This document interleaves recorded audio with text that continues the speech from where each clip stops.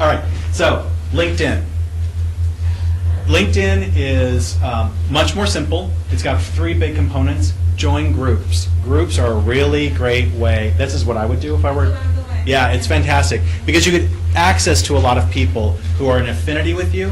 So I belong to groups like sales and marketing dudes and software CEO dudes and stuff like that. And so, but you can also use it for prospecting. So if you know you want to talk to some, like if you know the type of company you want to do business with and the title of the person, you can do a search and find those people on LinkedIn. Get referrals from friends. I have my WordPress that populates my LinkedIn account, which is new. And the other great way to find, to get credibility and to build your visibility on LinkedIn is by answering questions or asking questions. You don't want things to be a hard plug like, there's only one way to measure marketing. You can use all kinds of things to measure marketing. So you want to do it as you're being informative and useful, but people can figure out who you are and what your company does. All right, Twitter. Anyone familiar with Twitter? Excellent.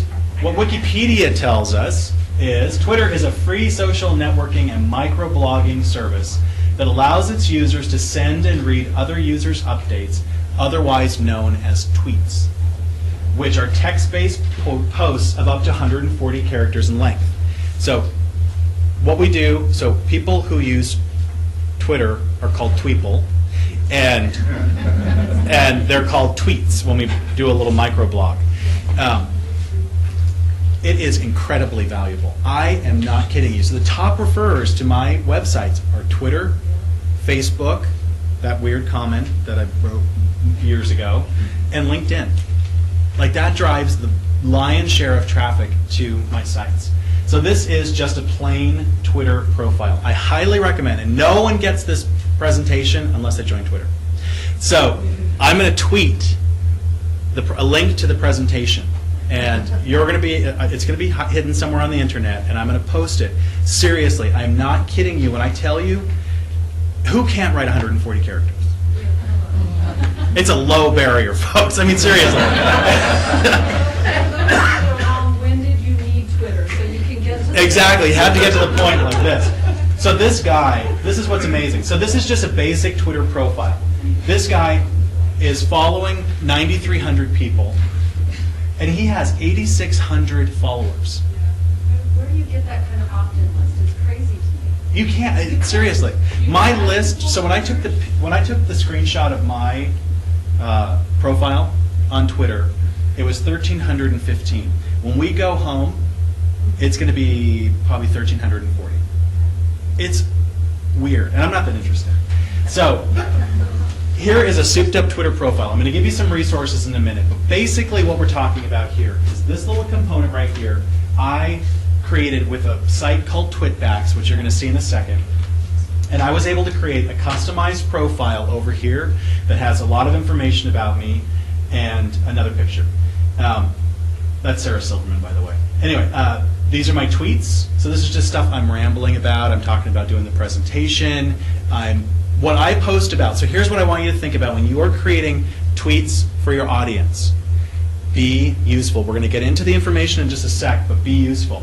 And my Twitter stats, I'm following 2,000 people. For some reason, they kind of stop you right there, and then they look at your account to make sure you're not a weirdo and like spammer.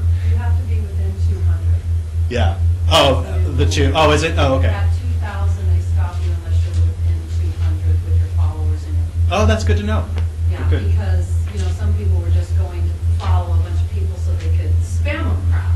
Oh, right. So that's how they created the limit. Right. How I manage Twitter. So going to Twitter, you can just go to Twitter and you can tweet your little heart out. If that's all you want to do. And it's a microblogging thing, and you can talk about all kinds of stuff. But I use a service that is free. It is called brightkit.com. What I like about BrightKit is a bunch of stuff. I am able to post, so I've been working out with Chris Lillane, who's Jack Lallane's great nephew, doing this thing called CrossFit.